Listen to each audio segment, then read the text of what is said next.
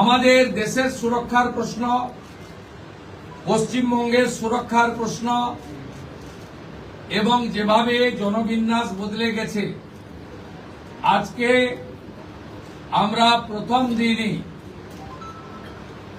আমরা কেন্দ্রীয় স্বরাষ্ট্র দপ্তর তথা বিএসএফ এর সীমান্ত সুরক্ষিত করার জন্য জমি ট্রান্সফার প্রক্রিয়া আমরা আজকে অনুমোদন দিলাম এবং আজ থেকেই ল্যান্ড ট্রান্সফার প্রক্রিয়া শুরু হবে।